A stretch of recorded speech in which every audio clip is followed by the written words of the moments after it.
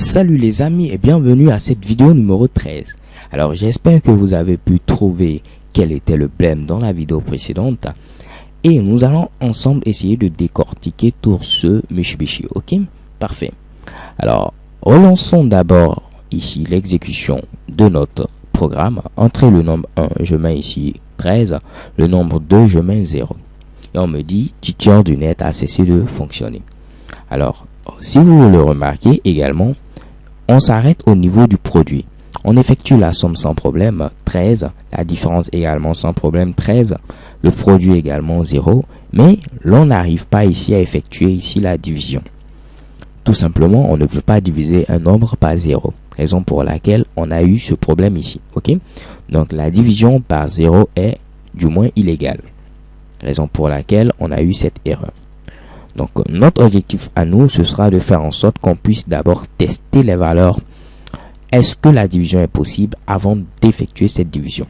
Alors puisque la somme, la différence, le produit ne pose pas de problème, je vais tout simplement les enlever. Enlever également le modulo et on va s'intéresser particulièrement à la division. Ok? Alors ce que nous devons faire, c'est de tester est-ce que le nombre 2 est différent de 0. Si le nombre 2 est différent de 0, alors pas de souci, on pourra effectuer la division. Mais dans le cas où le nombre 2 est égal à 0, la division sera impossible. Et nous aurons encore à nouveau ici ce petit bug au niveau du programme. Excusez. Alors pour cela, on va utiliser ce qu'on appelle des structures conditionnelles. Alors je vais l'écrire rapidement et je vais vous l'expliquer par la suite. Donc on dit ici if nombre 2 est différent de 0, effectuer ce résultat. Alors ici, qu'est-ce que nous avons fait? On demande à entrer le nombre 1, on l'enregistre, le nombre 2, on le stocke également, et on vérifie. Est-ce que le nombre 2 est différent de 0? Donc différent, c'est matérialisé ici par le point d'exclamation suivi de l'égalité. Donc est-ce que nombre 2 est différent de 0? Si nombre 2 est différent de 0, on pourra effectuer ici la division. Mais dans le cas où nombre 2 sera égal à 0, on ne va même pas chercher à afficher ici la division de ces deux nombres et patati patata. Ok? Alors testons ici, voir ce que cela donne. Entre le nombre 1, je mets 14, le nombre 2, je mets ici 7. Donc je dois avoir comme résultat ici 2. Validons. On me dit la division de ces deux nombres est 2. Ok?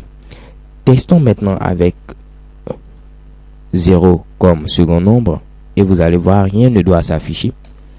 Bam, rien ne s'affiche. Pourquoi? Parce qu'au niveau du test ici, on a vu que nombre 2 est égal à 0. Donc puisque nombre 2 est égal à 0, on ne doit pas venir exécuter ce qui est ici. Donc ce qui est juste en bas doit s'exécuter simplement si nombre 2 est différent de 0. Ok? On pouvait le faire autrement. On va dire cette fois-ci, si nombre 2 est égal à 0, alors on doit afficher la division est impossible. Ok? Donc je vais faire comme cela. Bam. Et je vais vous expliquer également à quoi cela peut servir. Je sais que ça devient un tout petit peu compliqué, mais croyez-moi, ça va devenir beaucoup plus simple. Ok? Alors là, je vais faire comme ça.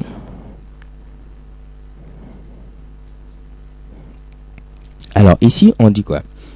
On dit tout simplement, est-ce que nombre 2 est égal à 0?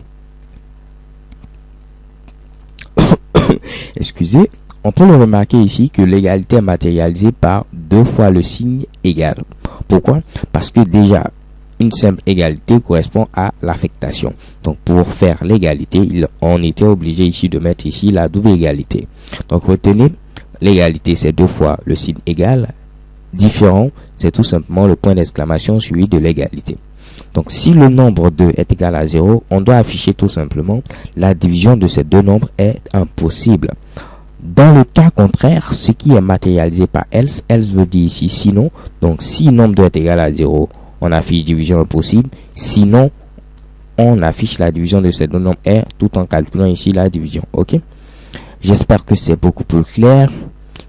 Essayez de revoir cette vidéo plusieurs fois si vous ne la comprenez pas ou laissez des commentaires si vous avez ici encore d'autres questions. Ok? Alors testons voir ce que cela donne. Entre le nombre 1, je mets 15. Entre le nombre 2, je mets ici 2. Donc on me dit la division de ces deux nombres est 7. Alors encore un petit problème, normalement on devait avoir comme résultat 7,5, mais on a comme résultat 7. Mais je vais vous l'expliquer dans la vidéo suivante. Pour l'instant, on peut voir que la division s'est effectuée. Ok.